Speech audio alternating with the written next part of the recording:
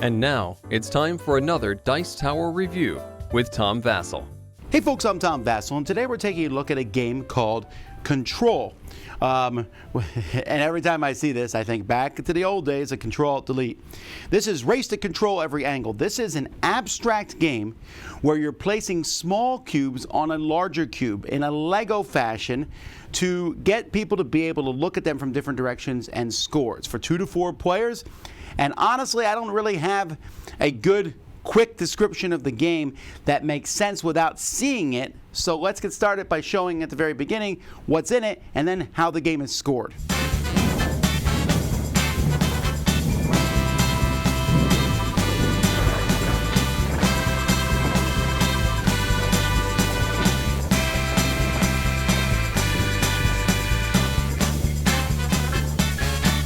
Let's talk about scoring before we go anywhere else. You're going to have this cube with all these different other smaller cubes from each player's color attached to it.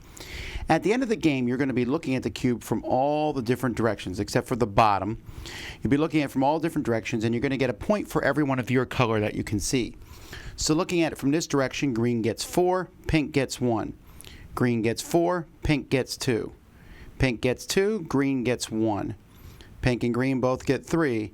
Pink gets 1, green gets 2. Now, there's going to be a lot more cubes all over it than that, but that's basically how scoring works. How does gameplay work? At the beginning of the game, the larger cube is going to have a smaller cube of each player's color placed on it with a flag sticking out of it. On a player's turn, they are going to take their flag out, and they're going to be adding 3 cubes. Now, this cube technically sits on the table, doesn't get off, so you're never going to be able to put cubes on the bottom. Your first cube must be adjacent to one of your cubes you already have on here. So I could put it here, here, here. I could even go outwards. That's the only time you're allowed to deliberately build outwards. That can happen as a matter of course, but that's the only time you can do it on purpose. So let's say I put my first cube here. My next cubes I'm then going to be putting in a straight line so I can follow along and put them here. You'll see this cube will roll on top. So they roll over other things. In fact, another player, let's say another player is coming along the top here, they would roll right on top of mine. And that's how you build away from the center, by rolling over other people's things. You never build out deliberately, but as you move around the cube, you'll roll out. And then when you're done, you stick your flag anywhere you want, and this will block other people from placing their cubes in different spots. It's probably not a good place to put it, but maybe on my first turn I'll stick it here to keep yellow from moving into my area. That's basically it. Players are just going to, on their turn, take off the flag, add 3 cubes, and keep going until all the cubes are placed out. At that point, we'll score like I showed you earlier, and whoever has the most points is the winner. Now, as the game progresses, this is going to turn into one big, giant conglomerate. Now, what these pieces are, so let's take a closer look at these pieces themselves. One of them has this outward thing, kind of like a Lego block. And then you have the rest that are all inward. So there's only ever one outward point. So if you're going to make this thing not too fragile, you're going to need to plug that one into the cube, if at all possible, or pointing in this way I found, or what have you.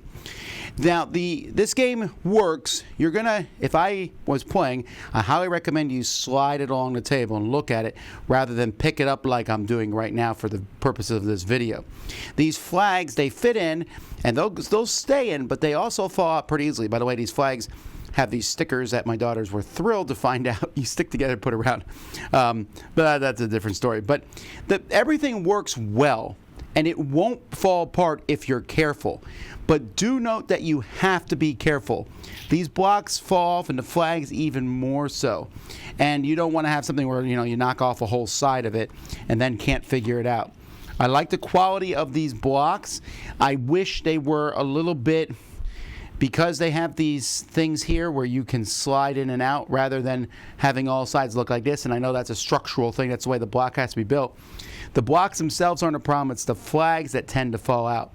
The flags are critical to the game because they don't block your own color, but they block other people's colors. In fact, at the end when you are counting up scoring, a flag could block someone else's color. So if I have this flag here, for example, this blue can't be seen from this side, and you could block a whole line if you do it correctly.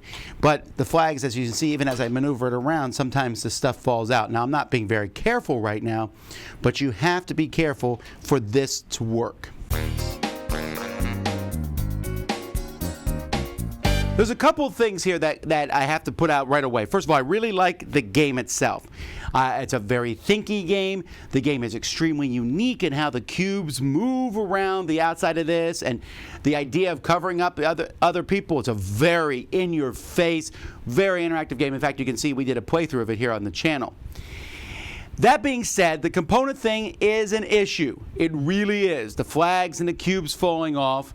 And if you're somebody who has even a little bit, let's say, shaky or clumsiness, you may want to shy away from this. To me, it works if I'm being careful. Like I said, we slide it around. You have to remember, hey, the part that has the insert, put it into the cube if at all possible. And at that point, it's not that big of a deal. And the game is good enough that I can overlook that. But I do wish that was better. That's a thing for sure. I do like how the game scales from 2 to 4 players. It's a fascinating thing with 2 players. You each have 2 colors. You each get a card that's going to be your color of those 2. So you'll pick one of the 2 colors you have, and that's the color you're actually scoring at the end of the game. So there's a bit of bluffing involved. I think I like the game actually best with 3. 4 is very crowded, but it also does work with 4. I have to say, this game just meets something I really like. Back in the day, there was an abstract strategy game called Pueblo, where you place different blocks on the board, and then you're looking at them from different sides, and you're trying to, well, in that one, you were trying to cover your own stuff up.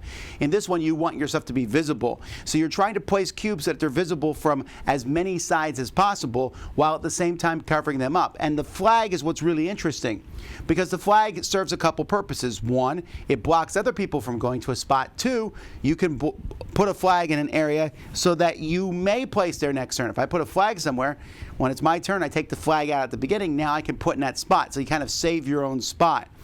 And those flags are, like I said, the game's really interactive. If you're looking for a kumbaya style game, this is not it. This one, you are in each other's faces.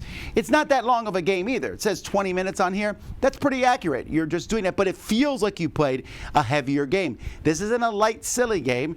It's a game that you're going to really be thinking each turn, how am I going to go? Now, I'm certain that if there's people who are really good at this, as time goes by, they'll say on your first turn, you need to build in this direction. There's some rules about building. You can't touch an opponent's block on your first turn, or at least you can't touch your starting block on your first turn. Stuff like that makes sense because you don't want to.